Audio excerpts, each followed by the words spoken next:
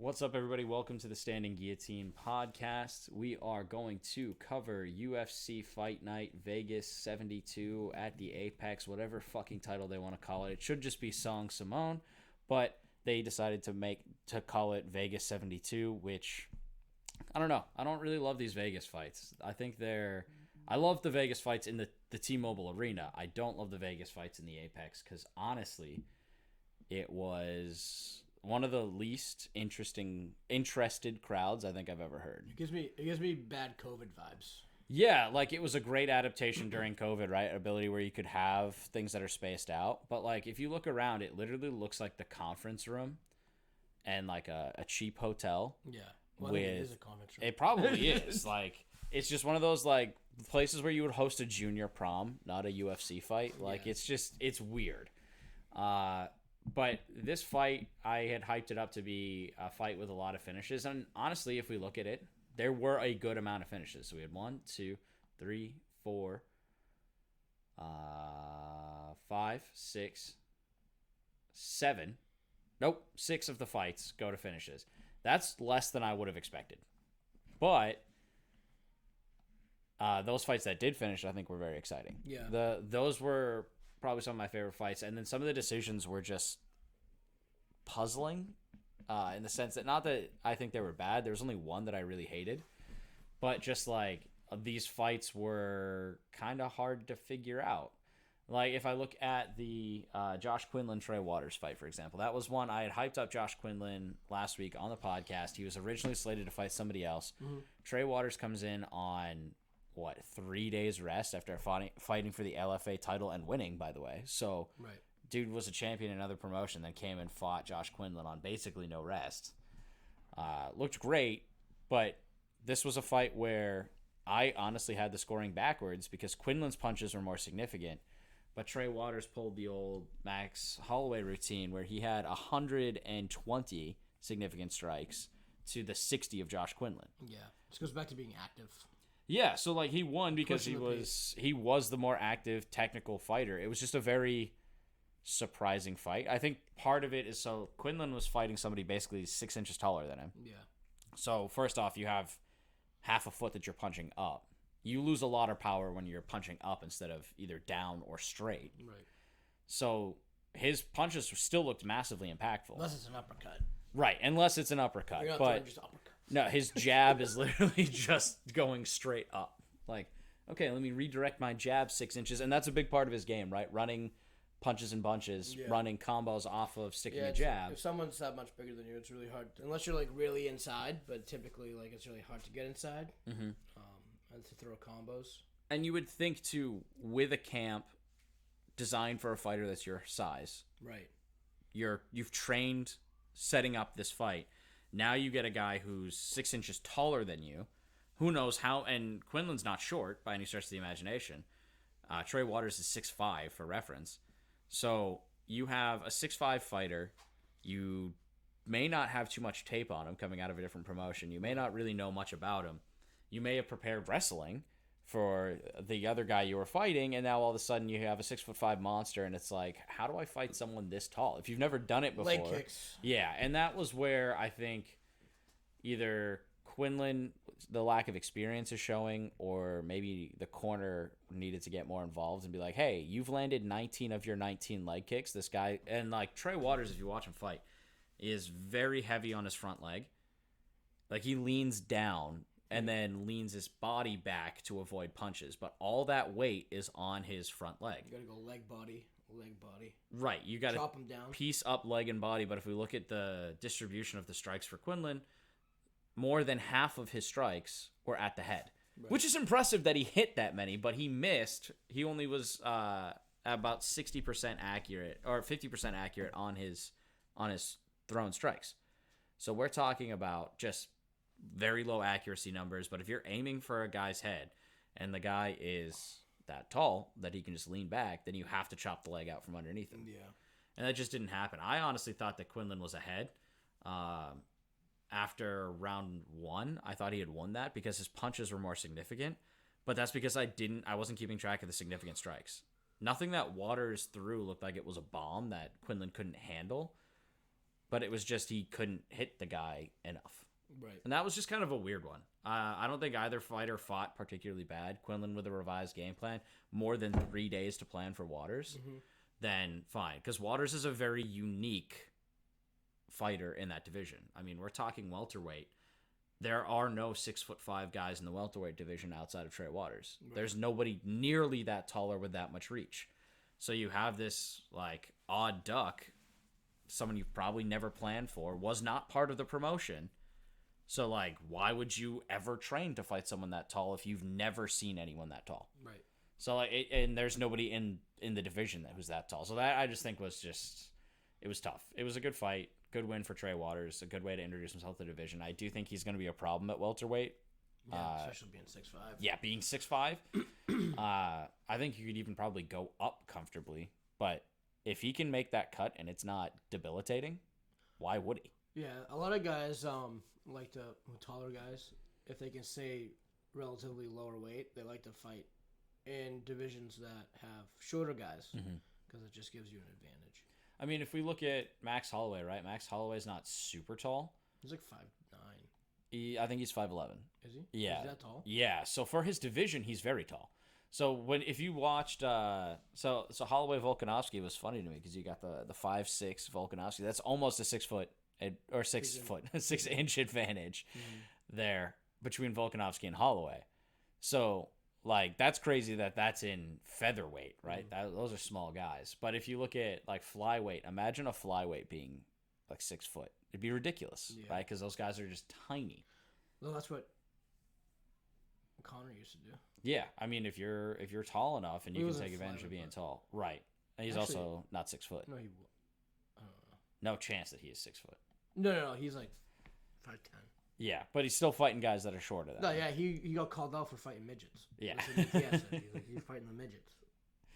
But so I think that height definitely plays. That actually, now that I think about it, right? So we looked at how dominant Song Yadong was in his fight. He had a height advantage. He had a reach advantage. And that looks really good for punchers. But bantamweight, that plays out pretty evidently in bantamweight. Like Sean O'Malley is very tall for bantamweight. Yeah. Corey Sandhagen is very tall for bantamweight. Song Yadong is 5'8", taller than most of the guys in bantamweight. But if we look at Sandhagen, I think Sandhagen's like 6'1". O'Malley's 5'11", 6 foot, somewhere in that range, right? So those are, again, if you can use that height to your advantage, then that's going to play really well. So at welterweight, realistically, there are some 6-footers in welterweight. Like Kamaru Usman's like 6 foot, 6'1". But there's a huge difference between 6 foot and 6'5". Yeah. Well, it depends too. Is like some of these super athletes, like they could have wingspans that are longer than their body. Like typically, your wingspan is like what your height is. Right. But if you have a longer wingspan than what your height is, that's make you a freak. Do you remember that guy last week who fought Yaya, who had that crazy long reach advantage? It was like the longest one in the division. He could like stand up on his toes and scratch the back of his calf. Yeah, absolutely insane. So that was, let's see, going back. That was Montel Jackson. So in bantamweight division, he has the longest reach. Yeah, he's got the longest reach in the bantamweight division. Dude's arms reach down to his knees in a full standing position. So like, yes, there are guys where like that is a big play, but at 6'5", that's a tough look. Going over some of the rest of the card, we saw another fighter who was making a short notice debut, Marcus McGhee. Looking at him, he is simultaneously the oldest and youngest looking person that I think I've ever seen. Yeah. I can't tell if this dude's like 14 or 45. There's no in between. His face says 45, but his body and cardio say I'm a young chicken. Right. I'm a spring chicken. He is older, which is interesting. He's just like that much of an athlete. I look at him and I think of like Old Man River. Right, like that's an old dude. That's a face that's seen some absolute battles. That's a guy who's gone through some tough things, and from all accounts, from what I've seen, is his real eye color? That is his real eye color. Genetics. I do think it's interesting. Yeah. Genetics are a weird thing. Let's do some Punnett squares while we're at it. When we're off stream, we'll draw some Punnett squares and figure out how it is that somebody who is clearly black has blue eyes. Well, but I'm not gonna get at that, but I can probably conjure a guess. I mean, it's pretty obvious. Yeah, he has some white lineage in his family. Well, yeah. That's how that last works. name McGhee. Right. But if we look at his fighting, which is much more important than the color of his skin, Ryan. Jeez, I thought this wasn't a political show. You're the one who brought it up. You're the one who was getting lost in his eyes, dude. That was a little weird. Eyes. I have blue eyes. We both do. Just no one remembers that I do. With McGhee, he's a buddy of Sean O'Malley, trains with him, says that he trains nonstop at that high level. Well, he's always preparing for a fight. He said that he just quit his day job and went to full-time fighting. Yeah. So that helps, too. So going from, he was saying he did 60-hour work weeks, and now he's doing 60-hour training weeks. Yeah. That's insane.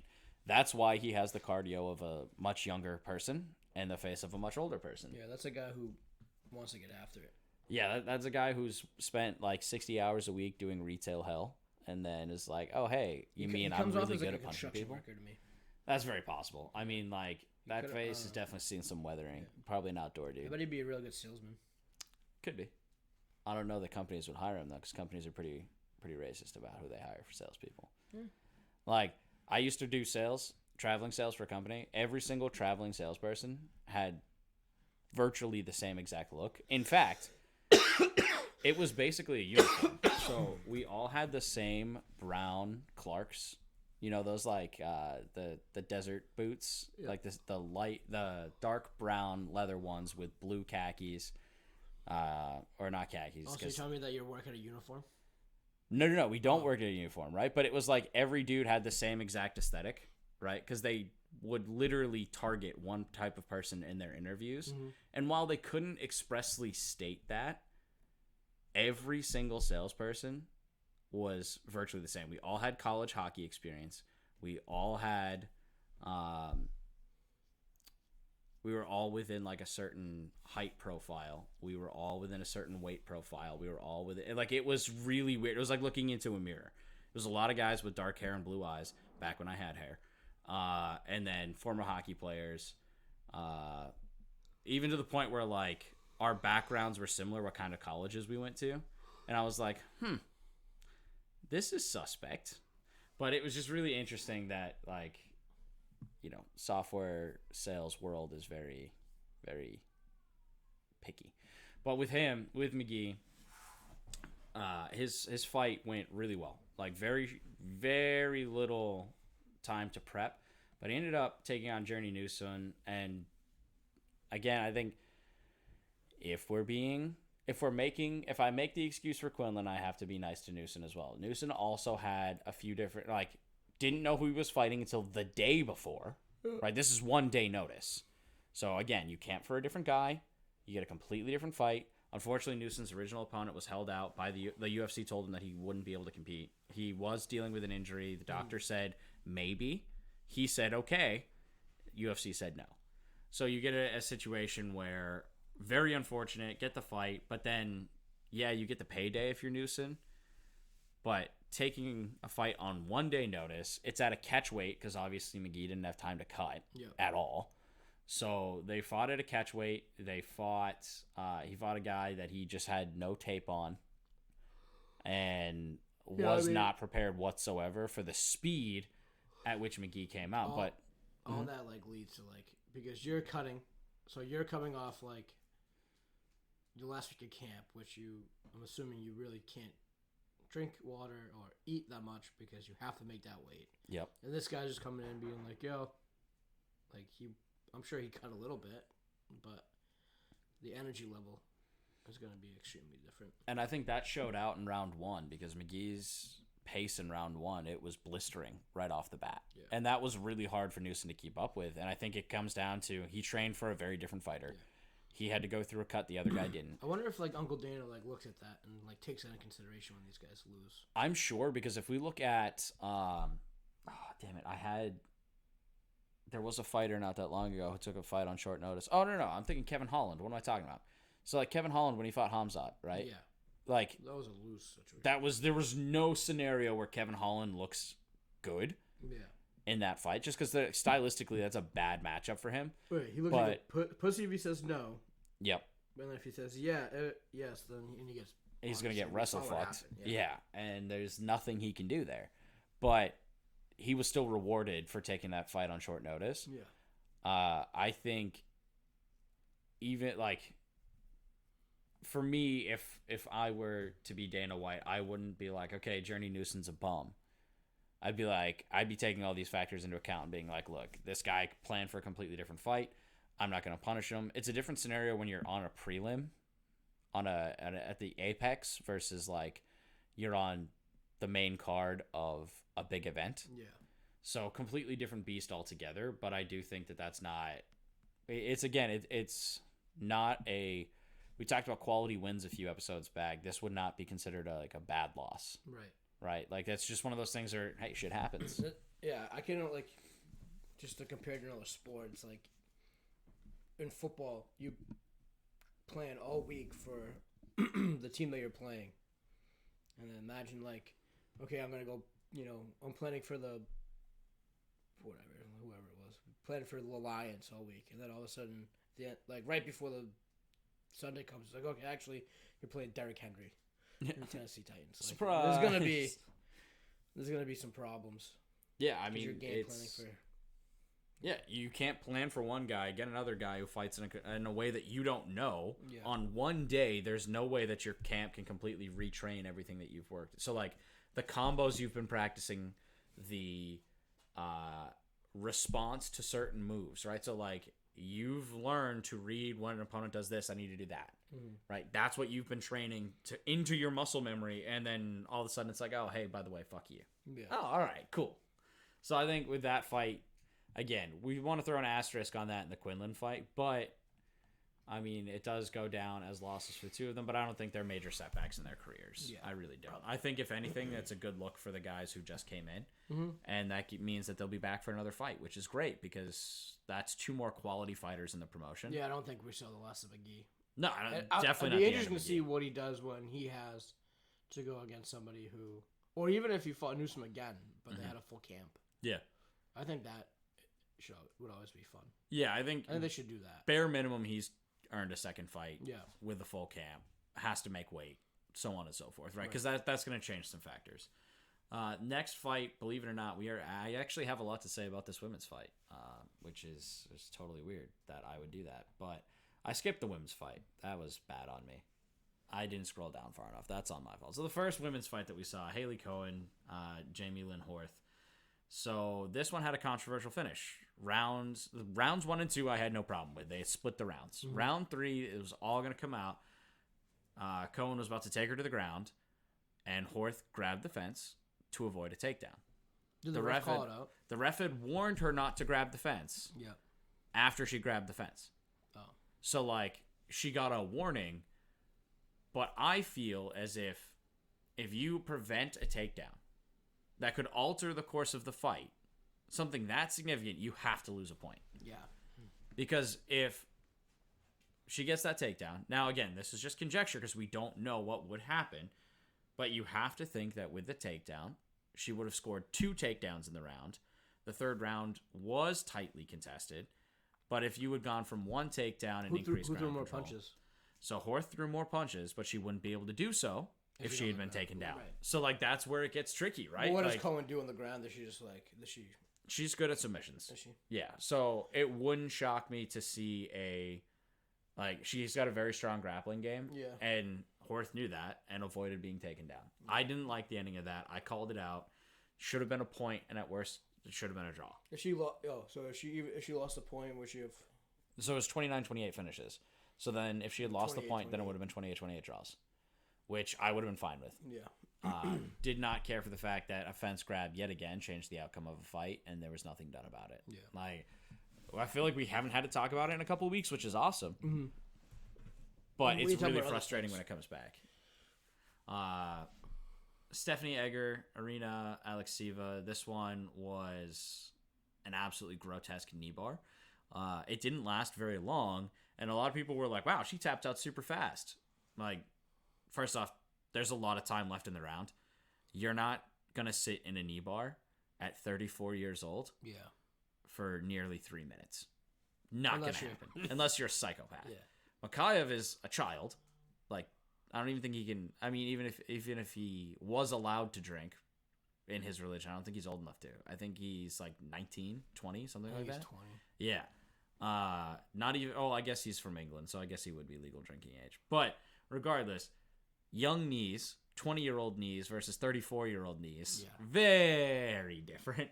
But even still with that knee bar, as she transitioned, so Alexieva did this really cool, and someone pointed out that it's a sambo roll.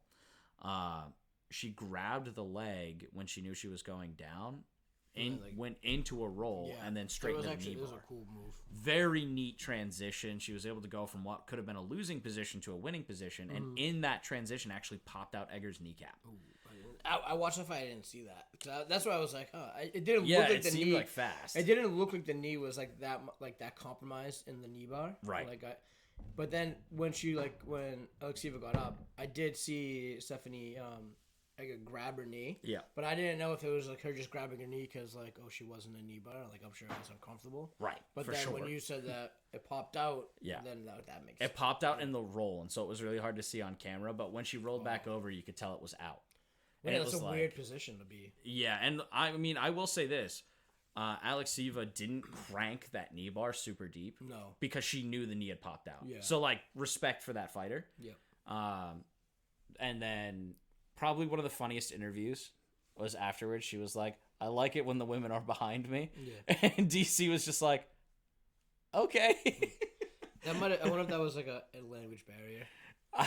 It was either the funniest I'm gay joke, and DC just didn't know how to handle it, because obviously DC being a big wrestler, right, he's probably dealt with all the dumb wrestling's gay jokes forever. But then you have somebody who's an accomplished sambo fighter, or sambo, whatever, however you want to say it, but someone who's an accomplished fighter who's also known for their grappling turn around and be like, yes, grappling is gay, right to DC's face. He's like, what?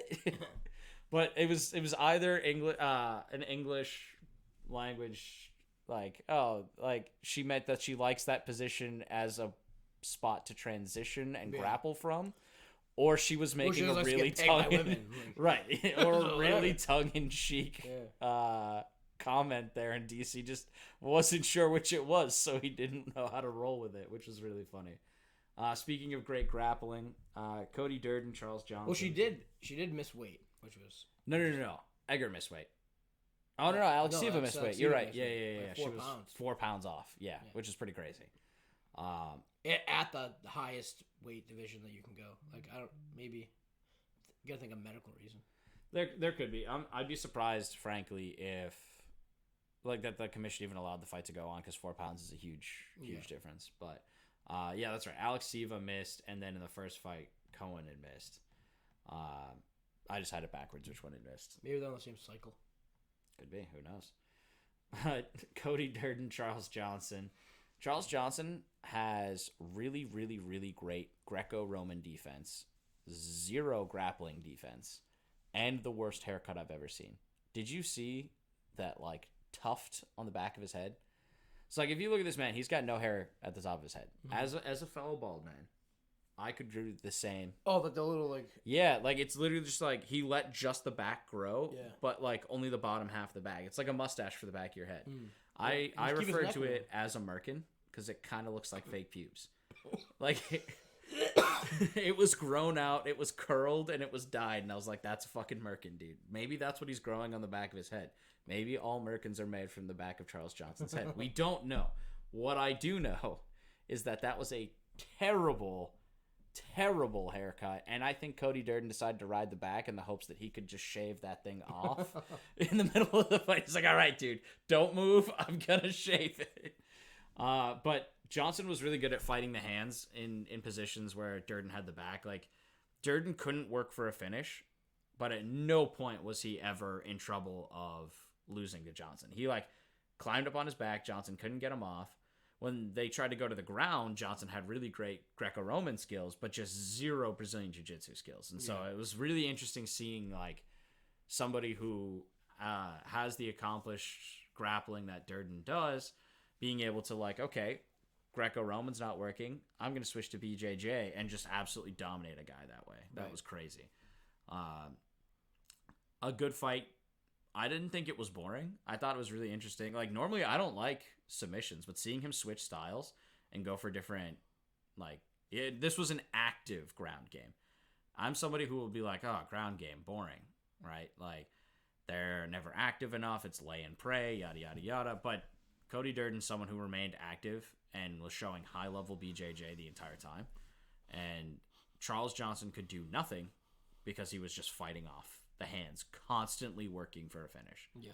Which I think is awesome. But, I mean, they were saying, like, how exhausting that must be. When he gave his interview, he was breathing deep. Like, Durden, after the winners, like, there was, like, 5 minutes after the end of the fight before they, like, raised his hand. There was a lot. I think they were trying to drag out time and, like, build commercials or whatever because the card was going quick. But there was a lot of time between, and he was still breathing heavy. Like, he's a cardio machine, but for 3 rounds just sat on Charles Johnson. Crazy. Yeah, trying to hold on a grown man. Yeah, I mean, the way that he did his, like, the backpack is his leg was completely around the waist. So, like, that's a lot of squeezing with your legs. Like, you don't even think of it like, oh, it's the arms, it's the hands, but he's also the whole time squeezing his legs. Flexing. Yeah, you're flexing your whole lower body the entire time. Watch a bodybuilding competition. Yeah. One time. Right. All those guys right, they're exhausted. Doing anything. Tired themselves out. We have, speaking of guys who are burnt out, but the exact opposite of cardio monsters. Yeah. Martin Boudet, Jake Collier. One of the most interesting tidbits from this fight. Boudet used to be almost 400 pounds because he was a professional video game player. He was a gamer. Yeah. Yeah, like almost 400 pounds and decided to take up fighting as a way to lose weight. And he still has to cut to make max weight for the heavyweight division. Yeah, that's 265. Yeah. I saw something weird. It was like heavyweight was like 206 to 265. Yeah. Who's fighting in the weight in between? Like, who's going to go into a heavyweight fight like, all of a sudden go in 225? Stipe. It's just not like, why you're fighting just like monsters. Right. Like, this is, but I mean, honestly, we see the drawbacks of that, right? Yeah, cardio, I guess. Like, the cardio just didn't exist. Did not exist for these guys. Round 1, Collier came out with a lot of energy. And speaking of body transformations, if you aren't familiar with Jake Collier, he used to fight in a completely different weight class. So this is, I'm showing Ryan a picture right now, but... Oh, I remember him when he was small. Right. You look at him and you're like, that's not the same guy. He literally was nearly half the size he is now. It looks like me before and after college. Right. Like, this is super skinny dude. This is out on our Twitter, which is posted on the cap. But if you're listening on Spotify, that's at TSG MMA podcast on Twitter. But you can see the picture that I tweeted out. It's literally like night and day difference. So if we're talking body transformations, Martin Boudet lost the weight and Jake Collier found it. And their cardio was not it. Collier came out hard in the first round, but he always does. If you're not familiar with his fights, he comes out and tries to put guys away in the first because he knows he's not going 3 rounds. Yeah. He and that's all heavyweight guys. Yeah. They're getting, I'll be honest with you, the heavyweight fights are getting increasingly more boring to me. I agree. I don't think there's until we get some guys, they're getting guys with big hands and big bellies. Yeah. Who don't really have the cardio. I think they increased the max weight to 265 because I think it used to be 225 was I don't know. I don't remember that far back. I don't remember what no, there's no way Brock Lesnar fought at 225. No, that's true. I think, but okay, if we're gonna go back, and think of some heavyweights, right? Yeah, but light heavyweight. So back in the day when they fought light heavyweight, I don't think it was 205. I don't think you're gonna tell me right now that Chuck Liddell was fighting at Rampage Jackson was fighting at 205. No, I think light heavyweight. Yeah, so I think they expanded the weight of. I think you're right that it used to be 225. It's hard to tell though, but again, Rampage Jackson. Remember those skinny legs? But he was huge. I know. But, I mean, I feel like heavyweight was weird. Remember Rashad Evans was in the Ultimate Fighter heavyweight season. Do you remember that? He was, the smallest guy by far. Yeah. But I think he was at, 225. And then, so he basically just didn't cut for the entire show, and it just didn't matter. But if we look at that fight, that one I guess he did. He fought 205. 205. I mean, He looked bigger than 205. he does, but that could just be rehydration, quote unquote, or rigged scales. Who knows? But yeah, these guys definitely tipping the scales, needing to cut I guess to make so. Yeah, 265. because also, I mean, because when you look at it, it's like Forrest Griffin was definitely.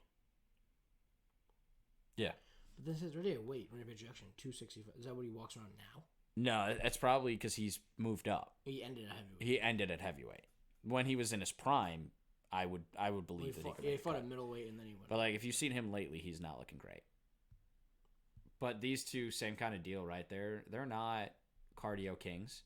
That's fine, right? Big boys can still have fun. But this one got ugly because it went 3 rounds. Very boring because Collier had nothing left in the gas tank, and Boudet just kind of hit him a few more extra times, and then we have decision victory. Yeah. At no point did it seem like either guy was working for a finish, except for Collier in round 1. And it just kind of gets to the point where it's like, okay, if we're not seeing these huge knockouts, then these fights are just bad. They're just not entertaining, and that's disappointing. We already talked to Quinlan Waters, but that brings us to our next heavyweight fight, where, again, same deal. When guys aren't working for decisions or working for knockouts, these fights look bad.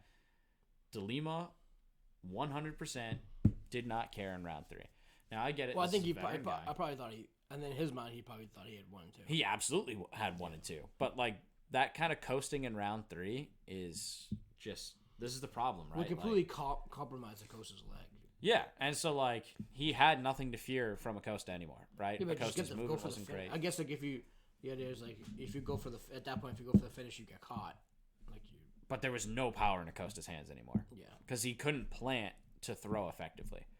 He's too young to, switch up his style. Right. The man literally didn't know how to change and move his leg that was getting compromised back. Yeah, he didn't know how to check kick. So, tough loss for him, losing the undefeated streak. But, yeah, he's got to learn to check a kick. He checked 1, and that was actually, I'll take that back. He checked 1, and then De Lima stopped throwing the leg kicks. Mm-hmm.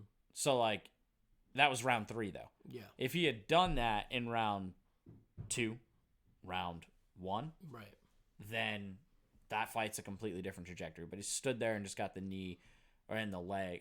From the knee down, his calf was just done. It took 3 kicks for his calf to swell up. And he had a huge lump on his leg. Yeah. A more experienced fighter is going to switch stances, is going to do something, maybe shoot for a takedown. Do something, right? Yeah. As a grappler, he let himself be put in those positions. His mobility was compromised. He could no longer close space to get takedowns. You have to know how to stop that from happening. Yeah. Perfect game plan from a veteran in De Lima. Really disappointing ending. Right. He knew he didn't have to work, so he didn't. Yeah. It's kind of frustrating. Yeah. But then again, heavyweight, it's I don't know. But could Acosta Acosta's a wrestler. He doesn't really have that, wild knockout power. That's not to say he can't. Isn't Acosta, he's a boxer too. He was a wrestler and a boxer. Because he does have 4 wins by knockouts. The way that you take down a boxer is you just chop him down the legs. Yeah. Because that's what he wants. He wants to throw punches and bunches. And if you don't have the power to step into it, if you can't step into it, then you got nothing. But it's still one of those deals where I would have liked to see a little bit more effort to get the win there. You can't push off. Yep. So if you can't throw your power hand, what do you really do? Right. Wrestle. Yeah, but you can't walk up to the guy. So what are you gonna do? Nothing. Yeah. What he would look for is set up with his hands and then shoot the takedown, but he couldn't even do that. So it was just yes, it was a very veteran game plan, but the only reason that's very simple strategy worked was because you're fighting somebody with no experience. That doesn't make me feel good about De Lima. Let me put it that way. Yeah. And he's somebody that is in the latest stages of his career, right? He's now 21-9-1. But this is a guy who has a ton of finishes on his record and just wasn't making the effort to finish, and that was a little disappointing to see in my mind. I mean, he's coming off of a pretty that's weird. They said on the call that he was on a streak, but I guess not. So I guess 1 wins a streak. Yeah, well, now 2, but in his last few fights he's been doing fairly okay, but this is a guy who wants to build on momentum. He's 6-4. He's 6-1 in his last 7, yeah. Or Wait, 1 1, 2, 3, 4, 5, 6, 7. He's got 2 losses in his last 7. So 5 and 2. So for heavyweight, but again, he's still scraping the bottom of the barrel of heavyweight. He's not cracking top 15. And if you're in the late stages of your career wanting to make a push, and maybe he doesn't. Maybe he's just saying, you know what, I want to coast to this easy paycheck. But that was a little disappointing in my book. Featherweight, absolute this controversy was shocking. It was, in my mind, it was a good stop. But Fernando Padilla, Mr. I didn't even have a picture last time we made the podcast, came out and starched Julian Erosa with very, very accurate punches. Yeah. Like, it was crazy. Like, it wasn't that Erosa's a veteran. He has had some ups and downs in his career, but this is somebody who knows how to defend against punches, and Padilla was tearing that defense apart. Like, down the middle, around the guard. Like, that, and it didn't last long. It was 1 minute and 41 seconds. And now, the finishing sequence, I do think, was a little bit interesting. So, there's arguments that the ref jumped into early. But if you look at it, Padilla had knocked him down twice. Yeah. In a row. The second time on you. Yeah. And there was he looked no out. Like, he, went right down. Yeah. And he then, sat back, and then he used the fence to pull himself back up to his feet. Interestingly enough, this was the same referee that didn't catch the fence grab all the way back in the first women's fight. But did he do it the first time, or was it the second time when he tried to get back up? The second time he grabbed the fence, and so he was wobbled. Yeah, and after the first time, he dropped him and he went down, and his butt bounced back up. And he was like, "Oh fuck!" And he's like, I guess I'm back on my feet. Yeah. Nothing happened. And then immediately after, it was he got pieced up. There was no defense. So he got sat down twice with no defense in between. Yeah, I don't actually hate. Yeah, he's not protecting himself. He's using the fence to get back to his feet. He's completely wobbled. His legs on underneath him. I don't hate that finish. And interestingly enough, it doesn't seem like Erosa does either. Yeah. He was talking to the referee afterwards amicably. He wasn't pissed about it. Yeah. He wasn't like, no, there wasn't a knockout. He probably just wanted an explanation. Do you ever play UFC, the video games? Mm-hmm. You're like, no, you piece someone up and the screen goes red. And it starts vibrating and he's like, oh no. And that's where that must have been what was going on in his head. Yeah. The ship was going down. There, no matter whether you called that fight on that punch or the next 7 that landed without any defense, Julian Erosa wasn't getting out of that. No. And he avoided some pretty heavy damage. He had no defense for the last 7 punches. Yeah. Because it wasn't even he got knocked down and then came up and it was ready to fight, adrenaline. Right, his hands weren't up. He just was uh-oh. He was there. Yeah. But there was no fight reflex going on. And so as opposed to last week's finish, where the guy was actually pulling a defensive position when the ref stepped in. So same situation, guy gets knocked back into the fence, then pulls a defensive. He pulled the leg to pull him into guard, and that one I think was a quick finish. Was a quick call by the referee. This one was quick, but there was no defense there, so I don't entirely hate it. Just interesting that if we look at that fight. And then we go back to the Semmelsberger fight, or even the next fight, the Cody Brundage fight. I think both of those guys have an argument that they had first-round knockouts of their opponents. Very similar situation here for Cody Brundage, where he dominated round 1 against Rodolfo Vieira. Vieira gets the warning to fight back. Doesn't really do much, but manages to get out of the round. Just like Semmelsberger had Wells on the ropes. Same thing where the guy's reaching out for the leg, and that's considered a defensive enough posture.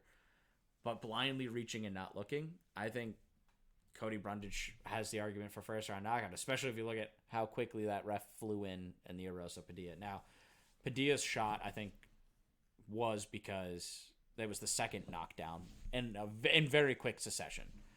But Rodolfo Vieira should have been out. Yeah. I think that, again, we have a situation where there's just wild inconsistency across the referees and what is and what isn't an appropriate time to stop.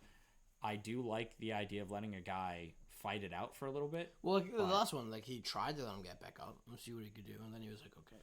Yeah, I mean, he gave him one shot. Yeah. If you're warning a guy to defend himself and he's taking big, heavy shots on the ground, face down on the canvas, getting absolutely mashed. Yeah.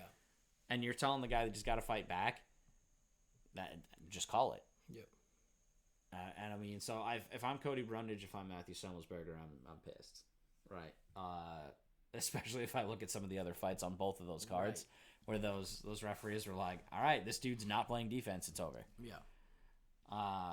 Another big puncher who had a chance for some crazy knockouts that just never really pieced it together. Mikhail Oleksiejczuk, he's a very good fighter. He's a very good knockout artist. Really bad matchup. Yeah. I thought that this was one of those ones where if Caio Borralho decided to just play the grappling game, then he easily wins. And what's really funny, I don't know if you saw the interview afterwards, but like his fight group, they call themselves like nerds. Like they're all geeky dudes. Who are just the Borralho? Yeah, Borralho's crew. They're all like analytics nerds and like fight nerds. And like wear glasses and kind of geeky looking dudes, but it's like someone mixed really, really smart person with an absolute demigod of a human being. Like his physicality is unreal. That's like my buddy who was a Golden Glove winning boxer when he was younger, was all of his handles are the nerdy boxer, because he just looks like he was like you wouldn't a expect nerdy it. white kid from Hyde Park, but he had absolutely lethal hands. Which I would not have suspected. Like having met him, if you had told me that guy was a Golden Glove boxer, I'd be like, nah, you're pulling my leg. I think at one time he was like the youngest to win it in Massachusetts, which is crazy. But like again, you can't. It just goes to show you can't judge based on appearance. But like if you look at Borralho, he kind of looks like he'd be a dumb meathead, and just played a very, very smart game. Like he wasn't gonna get suckered into walking into a massive knockout blow because he respected his opponents. That bodes well for him in the middleweight division. If he can continue that smart climb, middleweight right now has some opportunities. So obviously with Adesanya Pereira at the top, right? But there is space in that bottom half of the division. Yeah, in the top 15 anyway. When Adesanya's hoping that the 6th-ranked fighter kind of gets a call up in Duplessis, right, like the top of that division's pretty like drained because Adesanya is so dominant. But if we look at the bottom half, there's definitely some interesting fights for him that could be made. I think he definitely gets a top 15 shot. I actually wouldn't hate a fight with Chris Curtis. That would be interesting as an opportunity, especially because Chris Curtis has been doing a lot of running his mouth lately about how the headbutt in the Gastelum fight did change the outcome, so it should have been ruled a no contest. Yeah. Like, okay, dude, put your money where your mouth is. Beat someone instead of complaining. But I don't disagree with him. But the headbutt that was ruled in the last fight, that was egregious. Yeah. Literally crown of the head to temple, drew blood out of the guy and knocked him out cold. Yeah. So that's a little different than incidental contact. Incidental contact sucks. And you hate to see it change the course of the fight. Right. But he's been making it out as if that's the only reason he lost, when that's not entirely true. Yeah.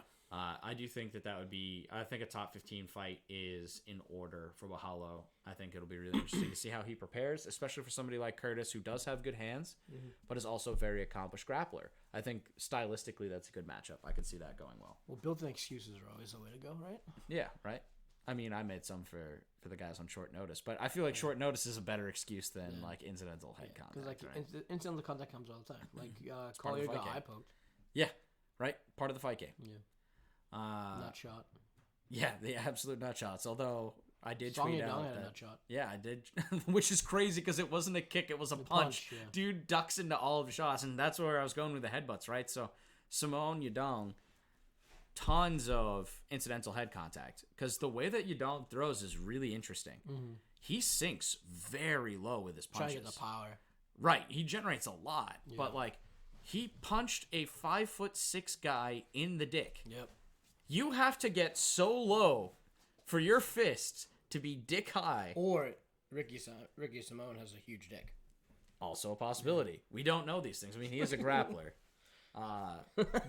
He likes it from behind. He likes it from behind. He likes it when the ladies are behind him. Wait a minute. But with Song Yadong and Ricky Simone, with this is like bantamweight's my favorite division. It's so good because love every minute of it. like Yadong's a great puncher. Yeah. Then like Song Yadong is a great fighter. He's someone to watch. I'm on the Yadong train. Dude, we're on for the Dong show, is what you're telling me? Yeah, dude, I am on for the Dong show. With his last fight too, so like we talked, we didn't actually get to talk about this one because it happened before we started the pod, but Corey Sandhagen beat him. I think that the Corey Sandhagen beating him was because of a cut. Yeah. Right. So we've talked last week about like the difference that cuts can play. Corey Sandhagen didn't put him away. No, I think wasn't a doctor stoppage. It was a doctor stoppage. Yeah. So like it's gonna read TKO, but you're gonna see it as a loss. Mm-hmm. But I think it's one of those ones that's a little bit questionable. Like I would love a run back of that. Yeah. Because I think that Sandhagen's got a little while to wait. If we look at the division, we look at the fights, right? He, after the fight, says that he wants to fight Sean O'Malley, which I don't think is going to happen. I love that he called out somebody. Like, I love that he called out Sean, though. Mm-hmm. Like, he's shooting for the stars. Yeah. I respect that. Take your shot. I don't think that's a realistic fight because I think O'Malley is fighting the winner of next week. Yeah, that's already, yeah. And so, like, but what I'd love to see, because Song Yudong. I would love to see Song Yudong fight. He's 8 right now. But give him like Rob Font. Yeah, this was one of the ones that I tweeted out. I wouldn't hate Rob Font. I wouldn't hate Cheeto Vera. Yeah. I wouldn't hate Peter Yan. I wouldn't hate a Corey Sandhagen rematch. Right. There's plenty of options above him. The only one that I'm not interested in is Dominic Cruz because honestly, I think Dominic Cruz should just call it and stay on the desk. I love Dominic Cruz on the desk. Dominic Cruz and DC are really good on the desk because they have very different styles and can always provide really good fighter commentary from different perspectives. That doesn't mean that I hate Bisping, but I like Dominic Cruz. I'd love to see Dominic Cruz and Bisping on a call too. I think that would be kind of fun, seeing that interaction. Yeah. But I think Dominic Cruz doesn't have a fight scheduled, hasn't fought in a while. I think he's done. I think maybe we clear some space and we move Song Yadong up to 7. I mean, Cruz hasn't fought. So Yadong should move up. I think Yadong goes to 7 when they drop the rankings change. Who just won? Didn't Munoz just win? Or did Pedro Munoz? No, he fought Rob Font. Oh, Rob Font. Oh no, that was Adrian Yanez who fought Rob Font. Yeah. Pedro Munoz. I feel like he just beat Gutierrez on the 15th. So his rating has already been updated. Yeah. But Song Yadong, I think, should go above Cruz. I think any of the fighters above him, short of Dwalishvili, or O'Malley. Peter Yan's looking for that would be a great fight. Yeah, Peter Yan and Yadong, I think would be a good fight. Just because that would just like that really it puts him up in that top category, right? Because right now the only guys who are above Yan, short of Sandhagen, are O'Malley and Dwalishvili, who like that was what gave them their shot. Right. If we're gonna use Piotr Yan as a measuring stick, which I think is. When you think about that, like, this man's a great Cheeto and Yan fight. Yep. And then Yadong gets the winner of that. Yeah, I wouldn't hate that one either. Like, both of those are good scenarios. He has fought Cheeto before, and he did beat Cheeto. There was some controversy at Yadong. Did he? Yep. The first fight that he had in the UFC was against Cheeto Vera. Well, I wouldn't hate running it back because it's been a while. Well, then maybe you skip him if you already beat him. Yeah, and that's why I think, like, a Sandhagen rematch or just straight up against Yan. Yeah. I think I like those options. Rob Font, also low-key sleeper. I think that's a great fighting. I think Rob Font has more power than I thought. I was sleeping Rob Font pretty hard, and I was wrong. His last fight showed me that I was wrong. He's got a lot left, and so I think that could be a good fight. There's so many good fights that you can make at Bantamweight, and that's what's going to be really exciting for next week is seeing where we go from there. I'm pumped. The one thing I did want to touch on, so Ricky Simone didn't look great in that fight, but I don't think he's done. I don't think this fight makes him look bad. I think Yadong is really just that much better. Yadong is that. I mean, look, and if you look at like Yadong, like Yadong, it has everything on the line. Like he moved his family from China to the United States so he could train full time. Right, he's in a great say what you want about Uriah Faber. I always like Uriah Faber. I think he's a great coach. Yep. Right, so he's like in a really good. He's great for the game. He's a really good camp. So he has and he picks he picks people who are He picks winners. I mean, he really has. Yeah, like, he look at his record, dude. And at points he had Dillashaw and he had Cody Garbrandt. Yeah, look at guys. Look at his record and judge him by not just his fighting record, but in his prodigy's fighting record and for how long he fought. This guy is nothing but good for the game and nothing but good for bantamweight. Yeah, and so I think like Ricky Small, that's a tough loss, but nothing to hang your head about. Like you just got pieced up by a guy who was ready for you. Yeah, Song Yadong is, and his game was so developed. Yeah, he's someone to look at. Like if you're gonna get on a train, get on the Dong train. Yeah, I mean, I'm on the whole bantamweight train right now. There's not a fighter who I'm not excited about in the top 10. Yeah.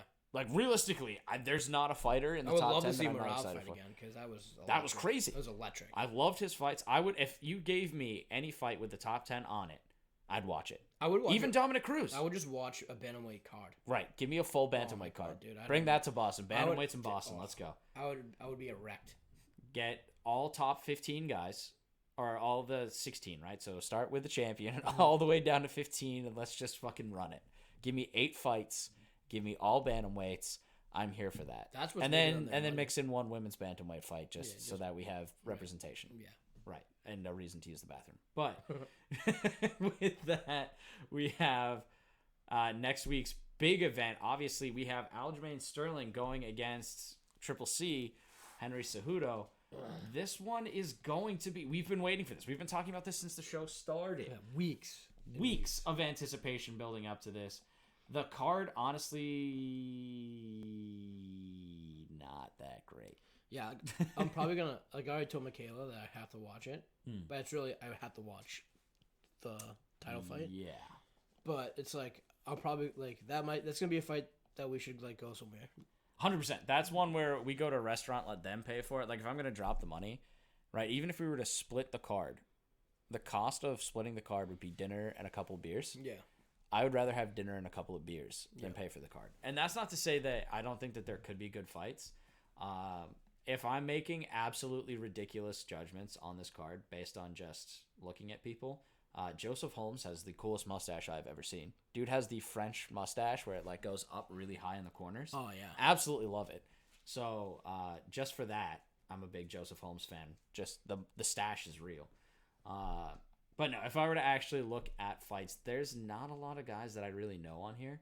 So the early prelim, Parker Porter has huge knockout power, but again, we've talked about how those heavyweight fights have been a little bit disappointing.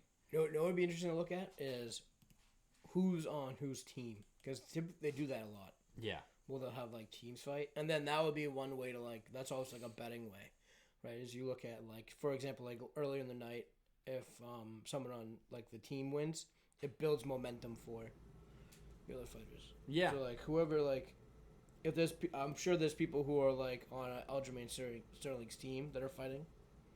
If Aljamain Sterling doesn't claim Joseph Holmes as a teammate, then I will, because I love this guy. Just off the stash alone. Like, I don't need any other facts. But actually, if I were to highlight a fight, that would be one to watch in the early prelims. Joseph Holmes, Claudio Ribeiro. If we look at the record, they're both coming off losses. But if we look at this, they are middleweights. You got a guy who's 6'4" and a guy who's 6'1". Long reach. They're looking at guys who are coming off losses, but are very polished. So Joseph Holmes is a submission guy, which makes me think that if he's not training with Aljo, he should be. Yeah. Right. 75% of his finishes have been. He's never gone to decision, which is crazy for a victory. 75% by submission, 25% by KO, whereas Claudio Ribeiro, 80% by KO, right, and 20% by decision. Very, very short fight time for Claudio Ribeiro. His 2 nickname minutes is the 57. Ugly Man. The Ugly Man. I mean, those feet are ugly. Definitely not He feet. fights out of material. Texas. But like his average fight time is 2 minutes 57 seconds. That's impressive. That's a very short amount of fight time. So I do think that that's one to watch for. He isn't on Aljamain's team. If we go, he's not. No, well, he's on War Training Center. Fair enough. But I think you should be. If we look at the prelims, obviously the Drew Dober fight I think is really interesting. Drew Dober is an absolute puncher. And it's really interesting because like a lot of people find him like conventionally attractive, but I just enjoy seeing him get punched in the face. So I think this will be a good matchup here. We have guys who are Frivolo's kind of a mixed bag. 30% KO, 30% submission, 40% by decision. Dober obviously trends more towards that KO style. That's the featured prelim. So I hate to call out the featured prelim, but that one looks cool. If I were to call out another one, the light heavyweights. Light heavyweight I feel like delivers and needs some new blood. We got two guys coming off a win. We got Devin Clark and Kennedy Nzechukwu. I'm probably messing that up, but I apologize. But if we look at Nzechukwu, he's got 73% of his finishes by knockout. He either goes to knockout or goes to decision. Both guys tend to have really long fight averages, though. Devin Clark's a big decision guy. Probably not looking for a finish in that fight. And because I've said that, now naturally it'll end in first round KO. Yeah. But that could be another interesting one as well. Looking in at light heavyweight. Hopefully light heavyweight will end up getting better because that's just disappointing to me. But I will say, if we look at the main card is definitely worth watching. Yeah. I will say this. So if we look at the main card, you have the return of Kron Gracie. Related, he's the nephew of Hoist Gracie. Obviously, big submissions guy. 100% submissions. BJJ. Right. I mean, Hoist Gracie, yes. But Kron Gracie wins by submission and submission only. So it's kind of that return to, if you remember UFC 1, if you remember early days of UFC, and you like seeing that style of what the UFC used to be, which is you have to, like, you're proving which fighting style is the best. Yeah. This is a guy who is literally defined by his fighting style. Yeah. And he comes out with a target on his back because of his last name. Yeah. Going up against Charles Jourdain. This guy is... He's been hyped up. I feel like he trains with... who's that other Canadian guy? I'll find out. GSP. I remember GSP saying something about him, or people being excited about him. Well, I was trying to see you spell his name. Yeah, French way. Which makes me think GSP. But if we look at this guy, he's got good punches. So he does have submission wins too, but it's 100% can he keep it on the feet? Or I think he gets into deep waters against Kron Gracie. Super excited to see another Gracie back in. Featherweight, we get to see Bryce Mitchell fight against... He doesn't? Okay. I feel like I've seen GSP say something about him, though. I'd have to... Because they're both Frenchmen. Yeah, I mean, French-Canadian, but yeah. You have another featherweight bout. Bryce Mitchell fighting. Bryce Mitchell is one of those fighters where I just really want to see him lose. He's going up against a guy who's 16-0. But, I mean, Bryce Mitchell is just a fighter you love to hate. Just not a guy that I find particularly intelligent. Probably some of the dumbest things I've ever heard said by a human being. Like, what does he say? Why do you hate him so much? It's just... He's a big conspiracies guy, but with, like, zero evidence. Like, okay, if you want to make George Bush did 9/11 conspiracy, all right, you can have evidence. It may fall apart under further examination, but there's at least, like, you could have a conversation. Yeah. This guy's just fucking out there. There's not enough up here. Like, first off, I think he's from, like, either Arkansas. I think it's either Arkansas or Alabama, but somewhere where education's not a priority, right? Add to the fact that the guy gets punched in the head for a living, and no one should be asking him about his opinions on intellectual, like, conversations, right? And yet somehow this dude has, like, an elevated platform and voice. Like, people are genuinely buying into this guy's takes, and he has fucking one brain cell. His Twitter must be electric. It's like he's the kind of guy that if you want to be, like, die alone as a male hating women, that's the kind of guy you follow. Like, I feel like him and Andrew Tate are best buds. It's just like, wow, no wonder why you're going to die alone. Enjoy that. And then even women's fights, right? Jessica Andrade, always a great fight. Always a great fight. Strawweight fight number 4 versus number 6. And then the welterweight bout, we have Bilal Muhammad, Gilbert Burns, which is crazy that this fight was even made. Yeah. Like, Gilbert Burns is an absolute animal. No matter what happens for Gilbert Burns here, he wins. If he wins, that looks great. Yeah. If he loses, he still took a fight. It's the same situation that Kevin Holland found himself in. Gilbert Burns just fought, didn't he? Right, he just fought Masvidal 2 weeks ago. Well, I actually didn't I say that? Yeah, I think I called this out. I was like, you know who would be really fought on good my birthday. Yeah, I was like, well, no, because then I say, like, you know who, like, who could step in is like Gilbert Burns. He didn't really take that much damage, Right. and then You did. Give you credit, you called that one out. But I think I was like, there's no way. But apparently there is a way. yeah, Good on Gilbert Burns. Bilal Muhammad, I think, has a little bit to gain here, but more to lose. And Gilbert Burns, in my mind, has nothing to lose. Yeah. So expect this fight. I think Bilal Muhammad is going to have to come out and put the pressure on. If he loses here, this could be the end of his push for... you know who Gilbert Burns challenge. reminds me of? Who? Is did you ever watch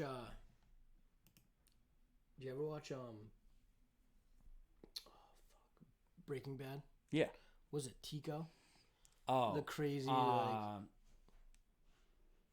know exactly who you're talking about. But yeah, Tuco. Tuco, yeah. Tuco, He yeah, reminds me yeah, of yeah. Tuco.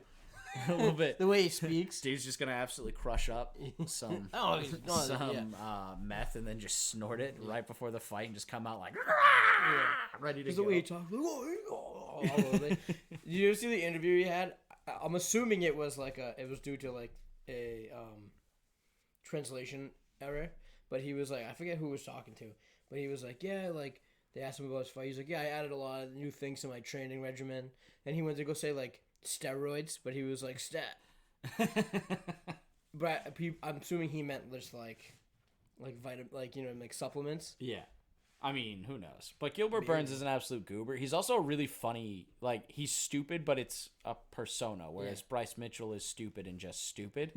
Gilbert Burns runs his mouth, but look at what it's gotten him. Yeah. Right? So he's one of those guys where he's like, I'm going to say dumb shit. I'm going to call fighters out for using steroids. I'm going to do this, that, and the other thing. I'm going to joke about me using steroids. So, like, that's just who he is. Yeah. So it wouldn't shock me either if that's just him being a goofball, because he is a very humorous individual. But sometimes it doesn't always play as, like, Gilbert, that's not funny to make that joke. I don't give a fuck, dude. Yeah. Right? He's right on the edge. And then, of course, if you're not watching the bantamweight title bout, then I don't know what the hell's the matter with you. This fight is going to completely redefine this division. Right. And I can't wait to see the outcome. So I would love to super watch excited. Sean O'Malley fight Henry Cejudo. That would be, like, either way, no matter how this fight breaks, it's got some really, really, really great storylines. So I'm super excited to talk about this one next week once we know what's going to happen. And that opens up a whole can of worms. We might honestly spend the entire pod talking about just the bantamweight division. Fuck the rest of the fights. Yeah. I mean, maybe a little bit about what's next for welterweight, depending on the outcome of that fight. But I think whoever wins the welterweight gets the next shot at the belt. Yeah.